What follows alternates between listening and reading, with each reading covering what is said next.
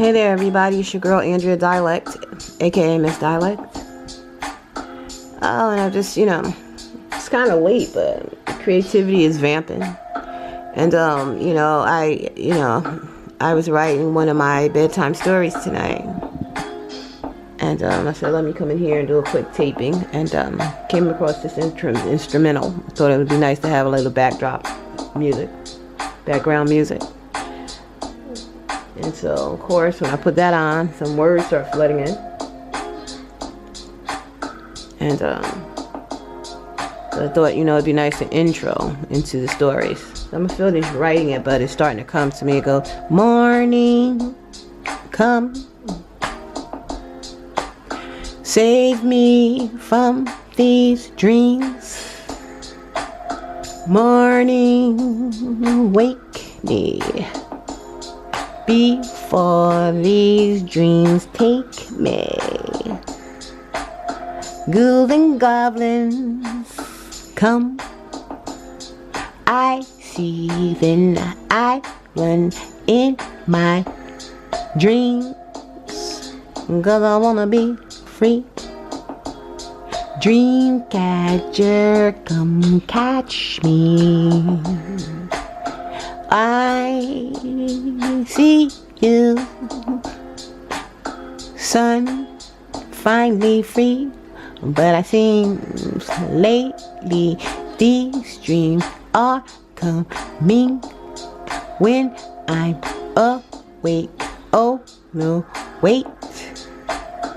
I can't believe they catch me in the daytime with the sun shining bright.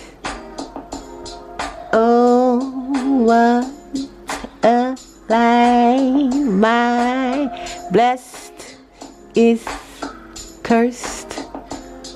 Oh, these dreams are the worst. That's why I want you to free me from these bad dreams. 'Cause I run, I'm going to run. Run, I'm forced to run, run, run, run, run, run, run, run, run. Just playing around with it a little bit. I don't know what I'm going to do with it yet, but that's the way that came. I kind of like it. So let's get into it. Let's see. A couple of nights ago, I was in a sleep-wake state. It's like a 3-part continuum of a dream. Let's see. A couple days back, I walked into the office,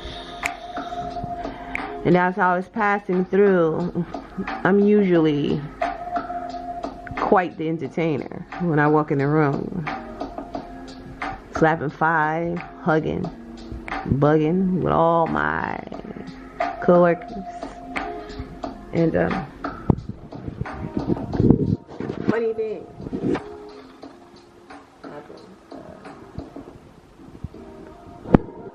Okay.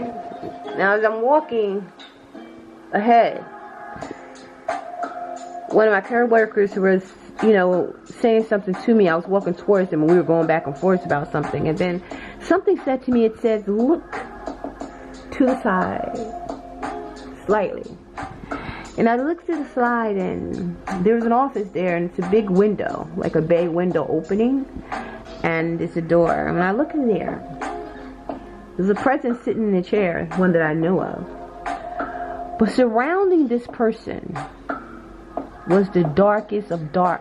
The aura was pitch dark, and it extended from the body a couple inches, not even inches. I'll say a couple feet.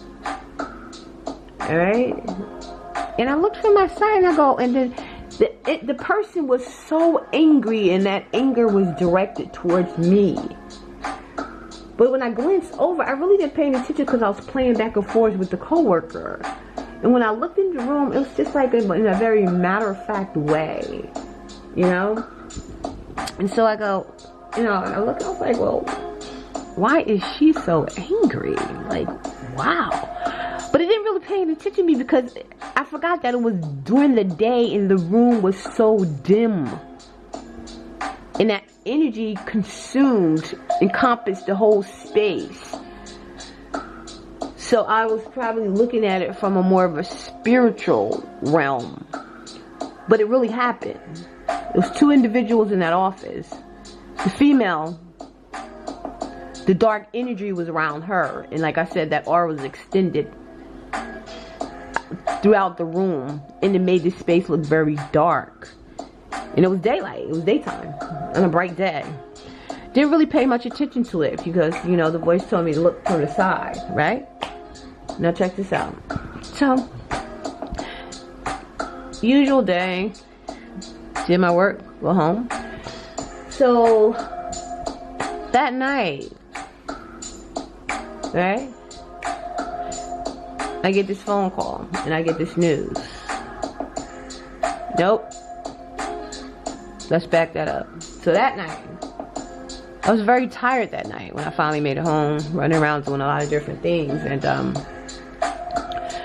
so I went to sleep as soon as my head hit the pillow. As soon as my pillow hit the head, my head hit that pillow, I was out like a light.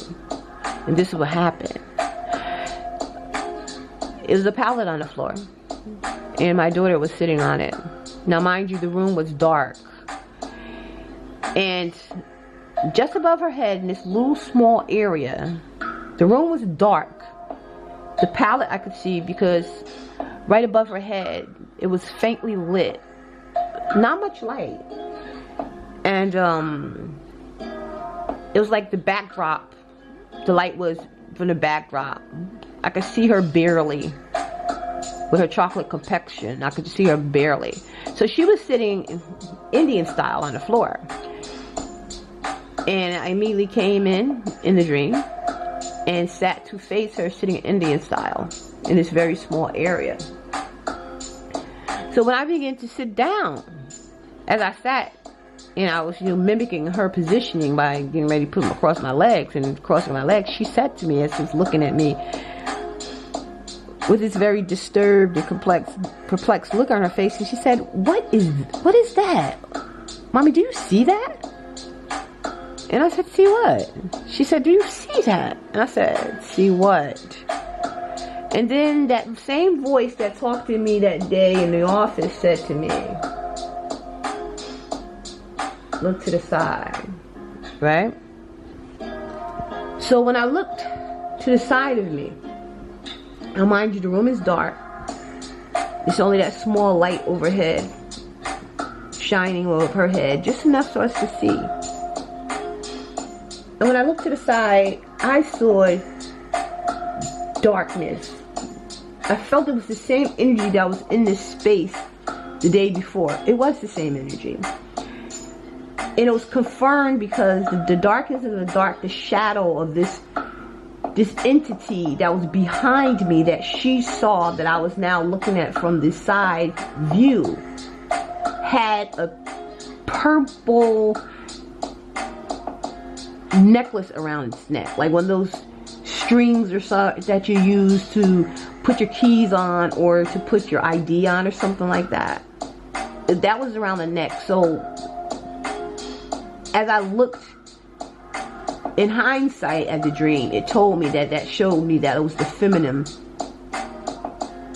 aspect of that person.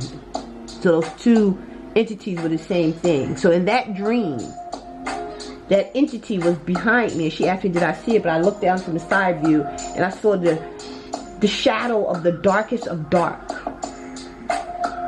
Now you have to keep up with me, because I'll tell the story of a dream where I looked upon death one night, and that's how I know about it. Was a darkness that I had never seen, and it consumed a place like bleach consuming clothing. It's just, it was unreal, okay? So I knew what I was looking at. That dark energy was there. And as I looked down and I saw the purple necklace, it immediately grabbed me and started flipping me all the down up. And I was fighting and wrestling this thing. And so I was fighting it and wrestling with this thing. And then there was just a little, I realized that I couldn't speak. By this time my daughter was out of the dream. I didn't see her anymore. And it was just me and it wrestling. And I realized that my mouth, it had sealed my mouth, and it was flipping me around, and I was wrestling with this thing. And I decided to start repeating 4 words: the blood of Jesus. But my mouth was sealed, but it had a small hole. Just a small hole. And I'll start saying, the blood of Jesus. The blood of Jesus. The blood of Jesus. The blood of Jesus. The blood of Jesus. The blood of Jesus. The blood of Jesus. The blood of Jesus. The blood of Jesus. The blood of Jesus. The blood of Jesus. Repetitively. Okay? Now check this out. So the next day I'm home. I was typing at night.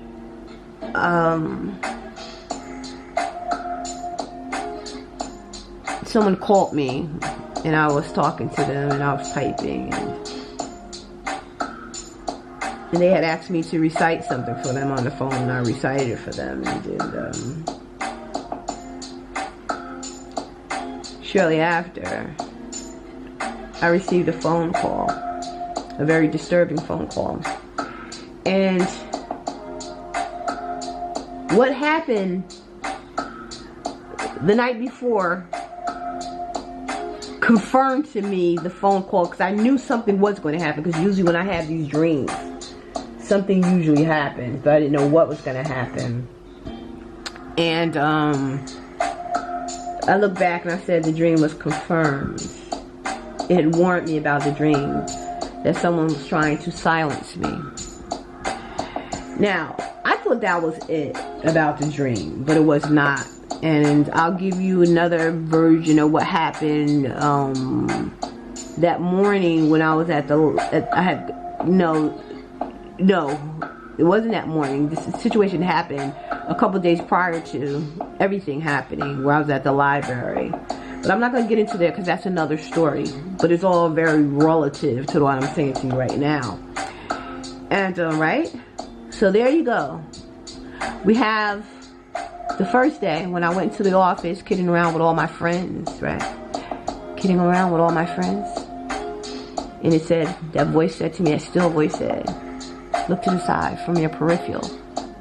And what did I see? The entity, right? Then I come home after running all about and working and doing everything I had to do, and guess what?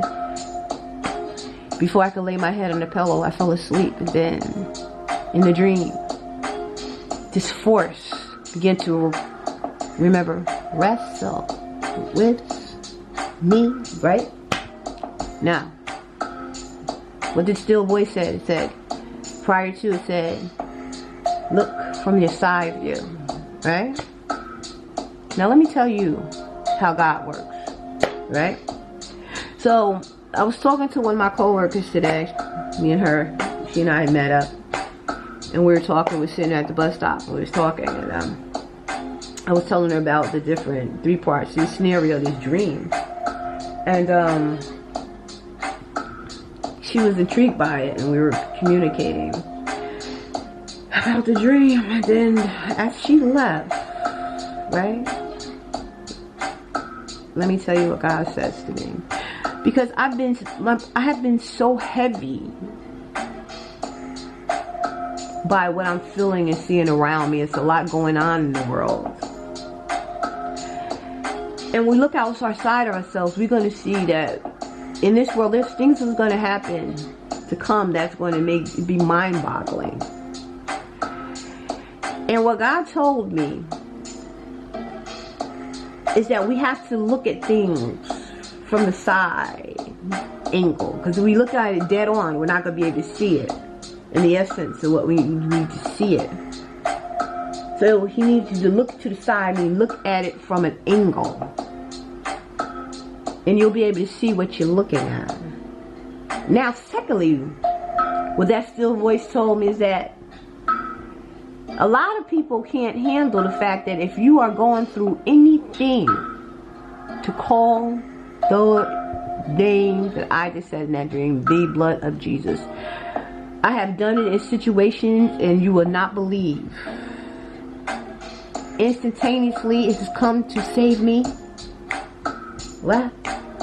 But see, a lot of people, I was raised in church, so I could, I'm not going to get into all that. I'm an atheist, I'm a spiritualist. I don't believe in anything like that. But I'm telling you, when I'm afraid, and with everything that's going on in this world, all the stuff that's going on in this world, you're going to need an anchor.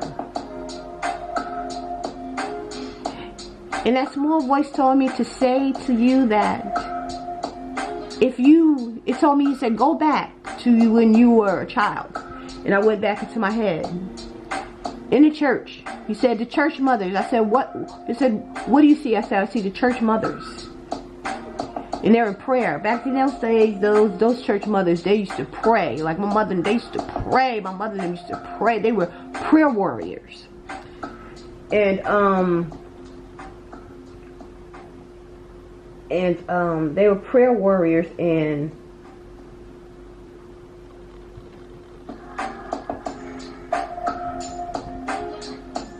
as I listened to the mothers in the church, they were saying it.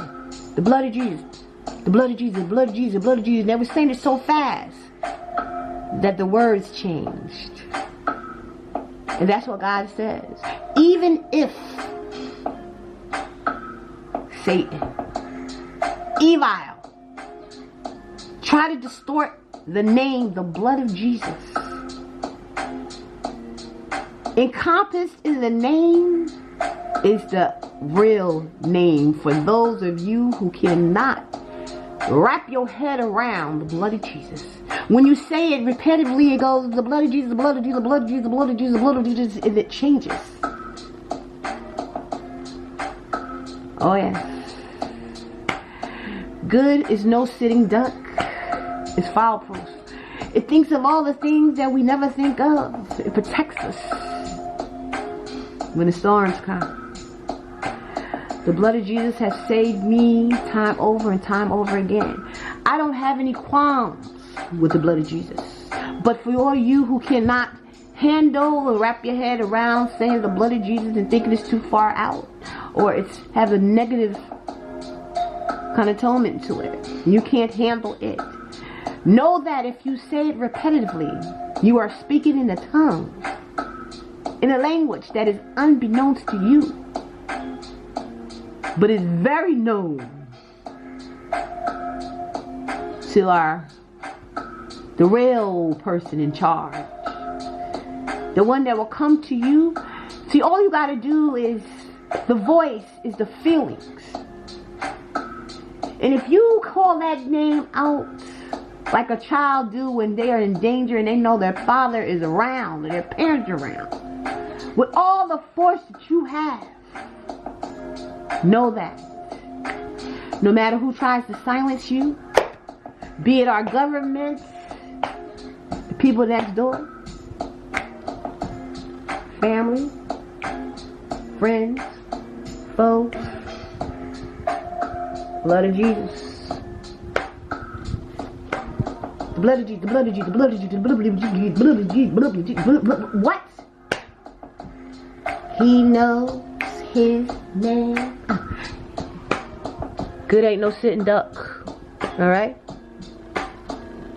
When you can't see your way, when you're scared and you're afraid, it's power in that name. Mark my words. It has saved me 1,000,000 times.